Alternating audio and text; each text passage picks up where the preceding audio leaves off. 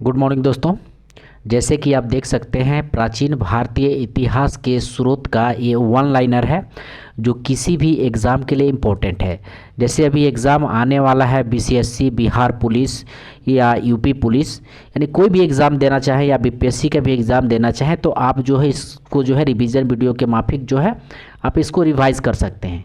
तो आइए देखते हैं हम लोग बहुत ही कम समय में और टॉपिक वाइज हम लोग जो है देखेंगे दोस्तों, ठीक है। और कुछ आपको नए प्रश्न भी आपको मिलेंगे जो कि लूसेंट वगैरह में ये प्रश्न नहीं मिल सकते हैं।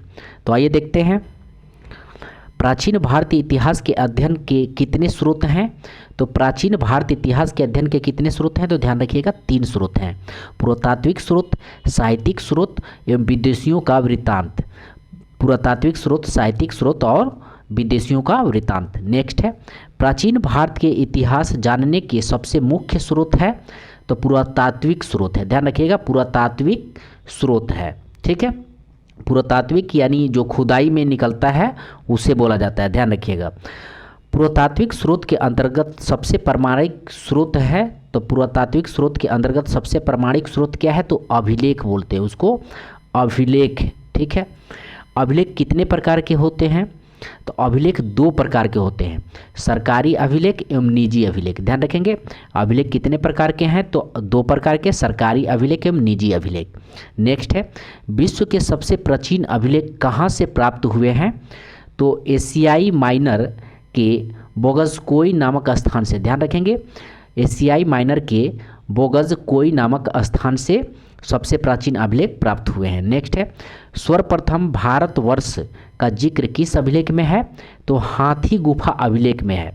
सर्वप्रथम भारतवर्ष का जिक्र किस अभिलेख में है, तो हाथी गुफा अभिलेख में है। नेक्स्ट है, सर्वप्रथम द्विवृक्ष की जानकारी देने वाला अभिलेख है, तो सौगौरा अभिलेख है, सौगौरा अभिलेख है। नेक्स्ट है, एशिया माइनर के अभिलेख कब लिखा गया है, तो 1400 ईसा पूर्व में लिखा गया है। एशिया माइनर के अभिलेख हम लोग अभी तुरंत देखें, ये कब लिखा गया, तो 1400 ईसा पूर्व में लिखा गया है। एशिया माइनर के अभिलेख में किन किन भारतीय देवताओं के नाम मिले हैं, तो ये मिले हैं आपको मित्र, वरुण, इंद्र और नसात्य। एशिया माइनर के अभिलेखों में किन किन भारतीय देवताओं के नाम मिले हैं, तो मित्र का नाम मिला है, वरुण का, इंद्र और नसात्य का। ईरान के सम्राट द्वारा ईरान के सम्राट दारा प्रथम, ध्यान रखेंगे, दारा प्रथम के द्वारा पार्सिपोलिस एवं बेहिस्तून का अभिलेख कब लिखवाया गया है, तो ये 6ठी शताब्दी ईसा पूर्व में लिखवाया गया है। ईरान के सम्राट दारा प्रथम के द्वारा पार्सिपोलिस एवं बेहिस्तून का अभिलेख कब लिखवाया गया है, तो 6ठी शताब्दी ईसा पूर्व में। पार्सिपोलिस एवं बेहिस्तून अभिलेख में भारत के किस प्रांत को जीतने का साक्ष्य मिले हैं, तो सिंध प्रांत को। पार्सिपोलिस एवं बेहिस्तून अभिलेख में भारत के किस प्रांत को जीतने का साक्ष्य मिले हैं, तो सिंध प्रांत के। नेक्स्ट है, भारत में सबसे प्राचीन अभिलेख कहाँ से प्राप्त हुए हैं, तो ध्यान रखिएगा, सिंधु घाटी सभ्यता से। भारत में सबसे प्राचीन अभिलेख कहाँ से प्राप्त हुए हैं, तो सिंधु घाटी सभ्यता से। नेक्स्ट है, सिंधु घाटी के अभिलेख किस पर लिखी गई थी, तो मिट्टी के बर्तन एवं मोहरों पर। सिंधु घाटी के अभिलेख किस पर लिखी गई थी, तो मिट्टी के बर्तन एवं मोहरों पर। सिंधु घाटी के अभिलेख किस प्रकार की लिपि में लिखी गई, तो ये भाव चित्रात्मक लिपि द्वारा लिखी गई। सिंधु घाटी के अभिलेख किस प्रकार की लिपि में लिखी गई, तो भाव चित्रात्मक। नेक्स्ट है, मौर्य काल के अभिलेख को सर्वप्रथम किसने पढ़ा, तो जेम्स प्रिंसेप 1837 में पढ़ा, जो फ्रांस का था। मौर्य काल के अभिलेख को सर्वप्रथम किसने पढ़ा, तो जेम्स प्रिंसेप, ध्यान रखेंगे, जेम्स प्रिंसेप 1837 में, जो कि अशोक का अभिलेख था, ध्यान रखिएगा। नेक्स्ट है, जेम्स प्रिंसेप किस देश के रहने वाला विद्वान थे, तो अभी हमने बताया ये फ्रांस के थे। अशोक ने अपने अभिलेख पर किस किस लिपि का प्रयोग किया है, तो ध्यान रखेंगे, ब्राह्मी लिपि का प्रयोग किया है, खरोष्टी लिपि का प्रयोग किया है और आरमेइक लिपि एवं यूनानी लिपि का प्रयोग किया है। अशोक ने अपने अभिलेख पर किस किस लिपि का प्रयोग किया है, तो ब्राह्मी लिपि, खरोष्टी लिपि, आरमेइक लिपि और एवं यूनानी लिपि। नेक्स्ट है, अशोक ने अपने अभिलेख पर किस लिपि का प्रयोग सबसे अधिक किया है? तो ब्राह्मी लिपि का सबसे अधिक प्रयोग किया है। अशोक ने अपने अभिलेख पर किस लिपि का प्रयोग सबसे अधिक किया है? तो ब्राह्मी लिपि का प्रयोग सबसे अधिक किया है। अशोक के किस अभिलेख पर 2 भाषाओं का प्रयोग हुआ है? तो सारेकुना, ध्यान रखेंगे, सारेकुना पे जो है 2 भाषाओं का प्रयोग हुआ है। सारेकुना ये कंधार का है, ध्यान रखेंगे। आइए नेक्स्ट देखते हैं, अशोक ने किस अभिलेख पर खरोष्ठी लिपि का प्रयोग किया है? तो मानसेहरा एवं सबाजगाढ़ी का प्रयोग किया है, ध्यान रखेंगे, मानसेहरा एवं सबाजगाढ़ी का प्रयोग किया है। मानसेहरा एवं सबाजगढ़ी कहाँ पर स्थित है? तो ये पाकिस्तान में स्थित है। मानसेहरा एवं सबाजगढ़ी कहाँ पर स्थित है? तो ये पाकिस्तान में स्थित है। अभिलेखों का अध्ययन क्या कहलाता है? तो ईपीग्राफी कहलाता है। अभिलेखों का अध्ययन क्या कहलाता है? तो ईपीग्राफी कहलाता है। भारत के किस अभिलेख पर पहली बार संस्कृति भाषा का प्रयोग किया गया है? तो जूनागढ़ अभिलेख पर। भारत के किस अभिलेख पर पहली बार संस्कृत भाषा का प्रयोग किया गया है? तो जूनागढ़ अभिलेख पर। हाथी गुफा अभिलेख का संबंध किस धर्म से है? तो जैन धर्म से है। हाथी गुफा अभिलेख का संबंध किस धर्म से है? तो जैन धर्म से है। ऐहोल अभिलेख से किसकी जानकारी मिलती है? तो चालुक्य शासक पुलकेशन द्वितीय की। ऐहोल अभिलेख से किसकी जानकारी मिलती है? तो चालुक्य शासक पुलकेशन द्वितीय की। द्वितीय में हर्षवर्धन की, ध्यान रखेंगे। नेक्स्ट है, ऐहोल अभिलेख को किसने लिखा है? तो ऐहोल अभिलेख को लिखा है रवि कृति ने। ऐहोल अभिलेख को किसने लिखा है? तो रवि कृति ने। प्रयाग स्तंभ अभिलेख को किसने लिखा है? तो हरिसेन ने लिखा है। प्रयाग स्तंभ अभिलेख को किसने लिखा है? तो हरिसेन ने लिखा है। प्रयाग स्तंभ अभिलेख को किस भाषा में लिखा गया है? तो संस्कृत भाषा में। प्रयाग स्तंभ अभिलेख को किस भाषा में लिखा गया? तो संस्कृत भाषा में। प्रयाग स्तंभ अभिलेख में किसके विषय में लिखा गया है? तो समुद्रगुप्त के विजय के बारे में। प्रयाग स्तंभ अभिलेख में किसके विषय में लिखा गया? तो समुद्रगुप्त के विजय के बारे में। और ये हरिसेन जो है इनके दरबारी कवि थे, ये भी ध्यान रखेंगे। भारतीय इतिहास में पहली बार सती प्रथा का उल्लेख किस अभिलेख में किया गया है? तो ये एरण अभिलेख में किया गया है। भारतीय इतिहास में पहली बार सती प्रथा का उल्लेख किस अभिलेख में किया गया है? तो एरण अभिलेख में किया गया है। एरण अभिलेख को किसने लिखवाया है? तो एक गुप्त वंश के शासक भानुगुप्त ने लिखवाया है। एरण अभिलेख को किसने लिखवाया? तो गुप्त वंश के थे, ध्यान रखेंगे, भानुगुप्त शासक। नासिक के गुहा लेख को किसने लिखवाया था? तो सातवाहन नरेश पुलुमावी ने लिखवाया है। नासिक के गुहा लेख को किसने लिखवाया है? तो सातवाहन नरेश पुलुमावी ने लिखवाया है। मंदसौरी अभिलेख को किसने लिखवाया था? तो मालवा नरेश यशोधर्मन ने लिखवाया है। मंदसौर अभिलेख को किसने लिखवाया था? तो मालवा नरेश यशोधर्मन ने लिखवाया। अशोक ने बराबर की पहाड़ी गुफा में अभिलेख लिखकर किस धर्म के भिक्षुओं को दान में दिया था? तो आजीविका संप्रदाय के भिक्षुओं को दान में दिया था। अशोक ने बराबर की पहाड़ी गुफा में अभिलेख लिखकर किस धर्म के भिक्षुओं को दान में दिया था? तो आजीवक संप्रदाय के भिक्षुओं को दान में दिया था, ध्यान रखेंगे। नेक्स्ट देखते हैं, यहाँ पे दिया हुआ है महत्वपूर्ण अभिलेख और शासक का नाम। हाथी गुफा अभिलेख कलिंग राजा खारवेल जो उड़ीसा के हैं, ध्यान रखेंगे। हाथी गुफा अभिलेख कलिंग राजा खारवेल। जूनागढ़ या गिरनार अभिलेख रुद्रदमन। जूनागढ़ या गिरनार अभिलेख रुद्रदमन। नासिक अभिलेख गौतमी बालश्री। नासिक अभिलेख गौतमी बालश्री। प्रयाग स्तंभ लेख समुद्रगुप्त। प्रयाग स्तंभ लेख समुद्रगुप्त। ऐहोल अभिलेख पुलिकेशन द्वितीय। ऐहोल अभिलेख पुलिकेशन द्वितीय। मंदसौर अभिलेख मालवा नरेश यशोवर्मन। मंदसौर अभिलेख मालवा नरेश यशोधर्मन, ध्यान रखेंगे। ग्वालियर अभिलेख प्रतिहार नरेश भोज। ग्वालियर अभिलेख प्रतिहार नरेश भोज। भित्री एवं जूनागढ़ अभिलेख स्कंदगुप्त। भित्री एवं जूनागढ़ अभिलेख स्कंदगुप्त। देववाड़ा अभिलेख बंगाल शासक विजय सेन। देववाड़ा अभिलेख बंगाल शासक विजय सेन। नागार्जुन की पहाड़ियों में गुफा का निर्माण किसने करवाया था? तो दशरथ ने करवाया था। नागार्जुन की पहाड़ियों में गुफा का निर्माण किसने करवाया था? तो दशरथ ने करवाया था। निजी अभिलेख किस स्थान पर खुदवाया जाता है? तो मंदिर एवं मूर्तियों पर करवाया जाता है। निजी अभिलेख किस स्थान पर खुदवाया जाता है? तो मंदिर एवं मूर्तियों पर। आइए नेक्स्ट देखते हैं, नेक्स्ट देखते हैं, पुष्यमित्र शुंग द्वारा अश्वमेध यज्ञ किए जाने की जानकारी कहाँ के अभिलेख से प्राप्त होती है? तो अयोध्या अभिलेख से प्राप्त होती है। पुष्यमित्र शुंग द्वारा अश्वमेध यज्ञ किए जाने की जानकारी कहाँ के अभिलेख से प्राप्त होती है? तो अयोध्या अभिलेख से प्राप्त होती है। हेलियोडोरस ने अपने अभिलेख किस स्थान पर लिखवाया था? तो विदिशा नामक स्थान पर लिखवाया था। हेलियोडोरस ने अपना अभिलेख किस स्थान पर लिखवाया था? तो विदिशा नामक स्थान पर लिखवाया था। विदिशा अभिलेख से किस धर्म की जानकारी मिलती है? तो वैष्णव धर्म की जानकारी मिलती है। विदिशा अभिलेख से किस धर्म की जानकारी मिलती है? तो वैष्णव धर्म की जानकारी मिलती है। नेक्स्ट है, भारत में सिक्के के जन्मदाता किसे माना जाता है? तो गौतम बुद्ध को माना जाता है। भारत में सिक्के के जन्मदाता किसे माना जाता है? तो गौतम बुद्ध को माना जाता है, ध्यान रखेंगे। आहत सिक्के का प्रचलन कब से भारत में शुरू हुआ था? तो 6ठी शताब्दी में। आहत सिक्के का प्रचलन कब से भारत में शुरू हुआ था? तो 6ठी शताब्दी में। भारत में सोने के सिक्के को सर्वप्रथम किसने जारी किया था? तो हिंद यूनानी यानी इंडो ग्रीक ने जारी किया था। भारत में सोने के सिक्के को सर्वप्रथम किसने जारी किया था? तो हिंद यूनानी या इंडो ग्रीक ने जारी किया था। भारत में किस राजवंश के शासकों ने सबसे शुद्ध सोने के सिक्के जारी किए थे? तो कुषाण राजवंश ने सबसे शुद्ध सोने के सिक्के जारी किए थे। भारत में किस राजवंश के शासकों ने सबसे शुद्ध सोने के सिक्के जारी किए थे? तो कुषाण राजवंश ने जारी किए थे।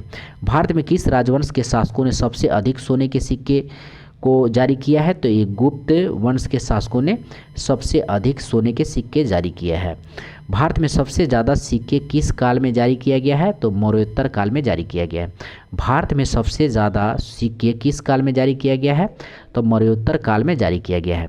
भारत में सर्वप्रथम शीशे के सिक्के किस वंश के शासकों ने जारी किया था? तो सातवाहन राजवंश ने जारी किया था। भारत में सर्वप्रथम शीशे सिक्के किस वंश के शासकों ने जारी किया था? तो सातवाहन राजवंश ने जारी किया था। भारत में पोर्टिन के सिक्के किस राजवंश ने जारी किया है? तो सातवाहन राजवंश ने जारी किया है। भारत में पोर्टिन के सिक्के किस राजवंश ने जारी किया है? तो सातवाहन राजवंश ने जारी किया है। कुषाण वंश के शासक कनिष्क ने अपने सिक्के पर किसका चित्र अंकित करवाया था? तो गौतम बुद्ध का करवाया था। कुषाण वंश के शासक कनिष्क ने अपने सिक्के पर किसका चित्र अंकित करवाया था? तो गौतम बुद्ध का करवाया था। किसके सिक्के पर बीड़ा बजाते हुए चित्र अंकित किया गया था? तो समुद्रगुप्त का। किस मुस्लिम शासक ने अपने सिक्के पर लक्ष्मी के चित्र अंकित करवाए थे? तो मोहम्मद गौरी ने करवाया था। किस मुस्लिम शासक ने अपने सिक्के पर लक्ष्मी के चित्र अंकित करवाए थे? तो मोहम्मद गौरी ने अंकित करवाया था। व्याघ्रा शैली के सिक्के सर्वप्रथम किसने जारी किए थे? तो चंद्रगुप्त द्वितीय विक्रमादित्य ने करवाया था। व्याघ्रा शैली के सिक्के सर्वप्रथम किसने जारी किया था? तो चंद्रगुप्त द्वितीय या विक्रमादित्य ने जारी करवाया था। आइए नेक्स्ट देखते हैं, सिक्के के अध्ययन को किस नाम से जाना जाता है? तो न्यूमिस्मेटिक्स के नाम से जाना जाता है। सिक्के के अध्ययन को किस नाम से जाना जाता है? तो न्यूमिस्मेटिक्स के नाम से जाना जाता है। स्थापत्य के अंतर्गत किसका अध्ययन किया जाता है? तो स्थापत्य के अंतर्गत भवन, मंदिर, गुफा, स्तूप, विहार, चैत्य इत्यादि का अध्ययन किया जाता है। स्थापत्य के अंदर भवन, मंदिर, गुफा, स्तूप, विहार, चैत्य इत्यादि का अध्ययन किया जाता है। भारत में मंदिरों का निर्माण कितने शैलियों में की गई है? तो 3 शैली में की गई है, द्रविड़ शैली, नागर शैली और वैशाली शैली। द्रविड़ शैली, नागर शैली और वैशाली शैली। उत्तरी भारत में मंदिरों का निर्माण किस शैली में किया गया है? तो उत्तरी भारत में नागर शैली का वर्णन किया गया। ध्यान रखेंगे, उत्तरी भारत में नागर शैली में मंदिरों का निर्माण किया गया है। भारत में नागर शैली का सबसे उत्तम मंदिर कौन सा है? तो नागर शैली का सबसे उत्तम मंदिर 10वां अवतार का मंदिर उत्तर प्रदेश में है। 10वां अवतार का मंदिर जो उत्तर प्रदेश में नागर शैली में सबसे उत्तम मंदिर है। भारत में द्रविड़ शैली का सबसे उत्तम मंदिर कौन है? तो तंजौर के बृहदेश्वर मंदिर। तंजौर के बृहदेश्वर मंदिर जिसे राजा राजेश्वर मंदिर भी कहा जाता है, राजा राजेश्वर मंदिर भी कहा जाता है। नेक्स्ट है, भारत में वेसर शैली का सबसे अच्छा उदाहरण किस मंदिर का है? तो ग्वालियर के तेलिया लोहागन मंदिर। ग्वालियर के तेलिया लोहागन मंदिर। नेक्स्ट है, भारत में मूर्ति पूजा का आरंभ किस काल से मानी जाती है? तो सिंधु घाटी सभ्यता से मानी जाती है। भारत में मूर्ति पूजा का आरंभ किस काल से मानी जाती है? तो सिंधु घाटी सभ्यता से मानी जाती है। नेक्स्ट है, मौर्य काल में अधिकांश मूर्तियां किससे बनाई जाती थी? तो पत्थरों से बनाई जाती थी। मौर्य काल में अधिकांश मूर्तियां किससे बनाई जाती थी? तो पत्थरों से बनाई जाती थी। बिहार के किस स्थान से यक्षिणी की मूर्ति मिली है? तो दीदारगंज से मिली है। बिहार के किस स्थान से ये यक्षिणी की मूर्ति मिली है? तो दीदारगंज से मिली है। गंधार शैली की मूर्ति पर किसका अधिक प्रभाव है? तो यूनानी कलाकारों का प्रभाव है। गंधार शैली की मूर्ति पर किसका अधिक प्रभाव है? तो यूनानी कलाकारों का अधिक प्रभाव है। गंधार कला की मूर्तियों पर किस यूनानी देवता का प्रभाव है? तो अपोलो देवता का प्रभाव है। गंधार कला की मूर्तियों पर किस यूनानी देवता का प्रभाव है? तो अपोलो देवता का प्रभाव है। आइए नेक्स्ट देखते हैं, मथुरा कला के मूर्तियों पर अधिक प्रभाव भारतीय कलाकारों का है। मथुरा कला की मूर्तियों पर अधिक प्रभाव है भारतीय कलाकारों का। मथुरा कला की मूर्तियों पर किसकी विशेषता है? तो आध्यात्मिकता का विशेषता है। मथुरा कला की मूर्तियों पर किसकी विशेषता है? तो आध्यात्मिकता का विशेषता है। मथुरा कला में गौतम बुद्ध को किस रूप में दिखाया गया है? तो शांत मुद्रा में तपस्या करते हुए। मथुरा कला में गौतम बुद्ध को किस रूप में दिखाया गया है? तो शांत मुद्रा में तपस्या करते हुए। अजंता की गुफा का चित्र का संबंध किस धर्म से है? तो बौद्ध धर्म से है। अजंता की गुफा का चित्र का संबंध किस धर्म से है? तो बौद्ध धर्म से है।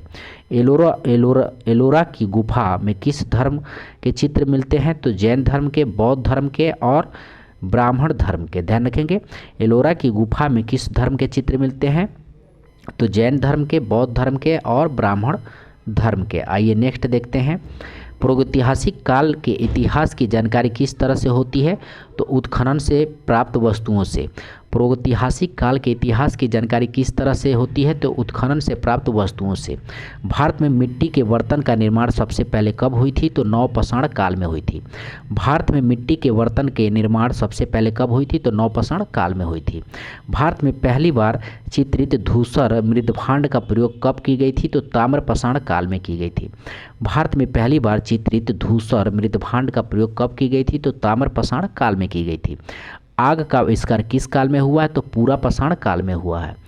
आग का आविष्कार किस काल में हुआ? तो पुरापाषाण काल में हुआ है। ठीक है, मानव के द्वारा आग का प्रयोग पहली बार किस काल में किया गया है? तो नवपाषाण काल में किया गया है। मानव के द्वारा आग का प्रयोग पहली बार। नेक्स्ट है, पुरापाषाण काल के लोग कहाँ पर रहते थे? तो पर्वत की गुफा में रहते थे। पुरापाषाण काल के लोग कहाँ पर रहते थे? तो पर्वत की गुफा में रहते थे। पुरापाषाण काल के लोग क्या भोजन करते थे? तो शिकार, जंगली जानवरों को मारकर। पुरापाषाण काल के लोग क्या भोजन करते थे? शिकार करते थे, जंगली जानवरों को मारकर। पुरापाषाण काल के लोग किस प्रकार के वस्त्र का प्रयोग करते थे? तो वस्त्र नहीं पहनते थे। पुरापाषाण काल के लोग किस प्रकार के वस्त्र का प्रयोग करते थे? तो वस्त्र नहीं पहनते थे। आइए नेक्स्ट देखते हैं, पुरापाषाण काल के सबसे ज़्यादा उपकरण कहाँ से प्राप्त हुआ है? तो सोहन नदी के घाटी से। पुरापाषाण काल के सबसे ज़्यादा उपकरण कहाँ से प्राप्त हुआ है? तो सोहन नदी के घाटी से। सोहन नदी किस देश में है? तो पाकिस्तान में है। सोहन नदी किस देश में है? तो पाकिस्तान में है। मानव द्वारा सर्वप्रथम किस उपकरण का प्रयोग किया गया? तो पत्थर के बने कुल्हाड़ी का। मानव द्वारा सर्वप्रथम किस उपकरण का प्रयोग किया गया? तो पत्थर के बने कुल्हाड़ी का।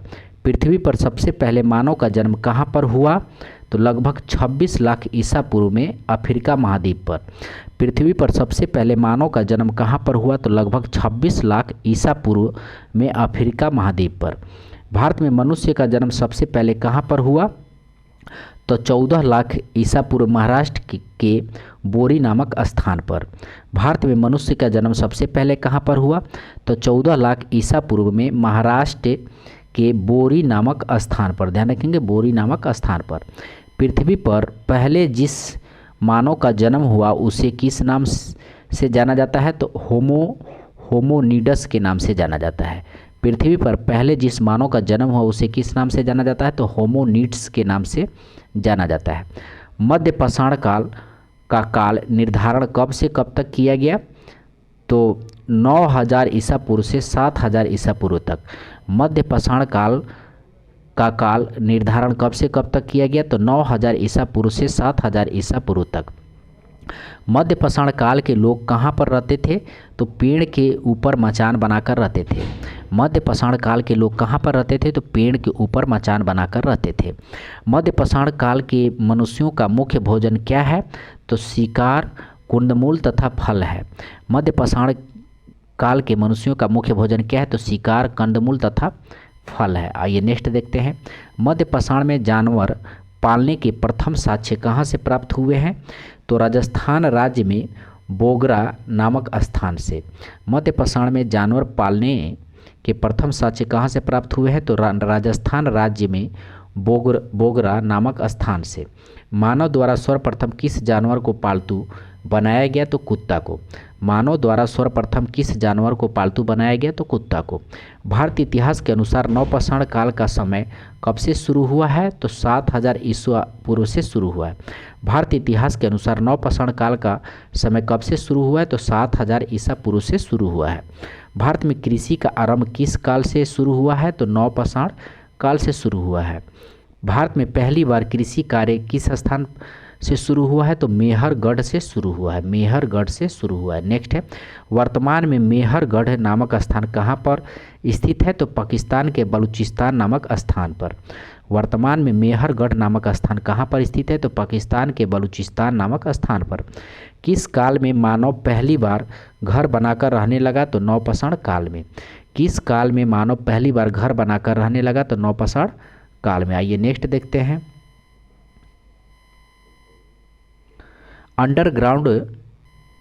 अंडरग्राउंड तरह की मकान नवपाषाण काल में कहाँ से प्राप्त हुआ है? तो ध्यान रखेंगे, बुर्ज होम जम्मू कश्मीर से। नवपाषाण काल में चावल उपजाने के प्रथम साक्ष्य कहाँ से प्राप्त हुए हैं? तो कोल्डिहवा उत्तर प्रदेश से। नवपाषाण काल में चावल उपजाने के प्रथम साक्ष्य कहाँ से प्राप्त हुए हैं? तो कोल्डिहवा उत्तर प्रदेश से। बिहार राज्य के किस स्थान से हड्डी के बने औजार एवं उपकरण मिले हैं? तो चिरांद एवं सोनपुर से। बिहार राज्य के किस स्थान से हड्डी के बने औजार एवं उपकरण मिले हैं? तो चिरांद एवं सोनपुर से मिले हैं। वर्तमान में चिरांद स्थल बिहार के किस जिले में है? तो चिरांद स्थल सारण जिला में है। वर्तमान में चिरांद स्थल बिहार के किस जिले में है? तो सारण जिला में है। मानव के द्वारा पहली बार वस्त्र का प्रयोग कब किया गया? तो नवपाषाण काल में किया गया। मानव के द्वारा पहली बार वस्त्र का प्रयोग कब किया गया? तो नवपाषाण काल में किया गया। पहली बार पत्थर और औजारों को पॉलिश कब की गई? तो नवपाषाण काल में किया गया। पहली बार पत्थर के औजारों को पॉलिश कब की गई? तो नवपाषाण काल में किया गया। भारत में किस एक गुफा में पूरा पाषाण काल, मध्य पाषाण काल एवं नवपाषाण काल के चित्र मिले हैं? तो भोपाल के पास भीमबेटका गुफा में किया गया है। भारत में किस एक गुफा में पूरा पाषाण काल, मध्य पाषाण काल एवं नवपाषाण काल के चित्र मिले हैं? तो भोपाल के भीमबेटका गुफा में मिले हैं। ठीक है, पूरा पाषाण काल, मध्य पाषाण काल और नवपाषाण काल के चित्र मिले हैं। नेक्स्ट है, विश्व स्तर पर तांबे की खोज सर्वप्रथम किस सभ्यता एवं संस्कृति के लोगों द्वारा किया गया था? तो सुमेरिया सभ्यता के लोगों द्वारा किया गया था। विश्व स्तर पर तांबे की खोज सर्वप्रथम किस सभ्यता एवं संस्कृति के लोगों के द्वारा किया गया था? सुमेरिया सभ्यता के लोगों के द्वारा किया गया था। सुमेरिया सभ्यता के लोगों के द्वारा तांबे की खोज कब की गई थी? तो 5000 ईसा पूर्व में किया गया था। सुमेरिया सभ्यता के लोगों के द्वारा तांबे की खोज कब की गई थी? तो 5000 ईसा पूर्व में किया गया था। भारत में पहली बार किस सभ्यता के लोगों ने लिपि भाषा का प्रयोग किए थे? तो हड़प्पा सभ्यता के लोगों ने किया था। भारत में पहली बार किस सभ्यता के लोगों ने लिपि भाषा का प्रयोग किया था? तो हड़प्पा सभ्यता के लोगों ने किया था। भारत में बड़े बड़े गांव की स्थापना पहली बार कब की गई थी? तो ताम्रपाषाण काल में की गई थी। ताम्रपाषाण काल के लोगों को मरने के बाद कहाँ पर दफनाया जाता था? तो कमरे के फर्श के नीचे। ताम्रपाषाण काल के लोगों को मरने के बाद कहाँ पर दफनाया जाता था? तो कमरे के फर्श के नीचे। ताम्रपाषाण काल के लोग मृत भांड को किस रंग से कलर करते थे? तो काले एवं लाल रंग से। ताम्रपाषाण काल के लोग मृत भांड को किस रंग से कलर करते थे? तो काले एवं लाल रंग को। ताम्रपाषाण काल के लोग किस प्रकार के मकान में रहते थे? तो पके हुए ईंट के मकान में रहते थे। ताम्रपाषाण काल के लोग किस प्रकार के मकान में रहते थे? तो पके हुए ईंट के मकान में। ताम्रपाषाण काल के लोग किस प्रकार के भोजन करते थे? तो शाकाहारी एवं मांसाहारी दोनों करते थे। नेक्स्ट है, मालवा, कैथा, एरण एवं त्रिपुरी ताम्रपाषाण काल की संस्कृति के अवशेष कहाँ से प्राप्त हुए हैं? तो मध्य प्रदेश से प्राप्त हुए। मालवा, कैथा, एरन एवं त्रिपुरी ताम्रपाषाण काल की संस्कृति के अवशेष कहाँ से प्राप्त हुए हैं? तो मध्य प्रदेश से प्राप्त हुए हैं। तो ये बुक में दोस्तों आप देख सकते हैं कि कुछ ऐसे प्रश्न हैं जो आपको ना लूसेंट में मिलेगा ना क्राउन में मिलेगा। ठीक है, तो ये सीरीज आपके लिए बहुत इम्पोर्टेंट रहेगा और कुछ नया चीज़ सीखने का मौका भी मिलेगा। अगर आपको इसका PDF चाहिए तो आप मिक्स स्टडी टेलीग्राम से प्राप्त कर सकते हैं। तो मिलते हैं अगले वीडियो में हड़प्पा सिंधु सभ्यता एवं सिंधु सभ्यता के साथ। तो धन्यवाद दोस्तों।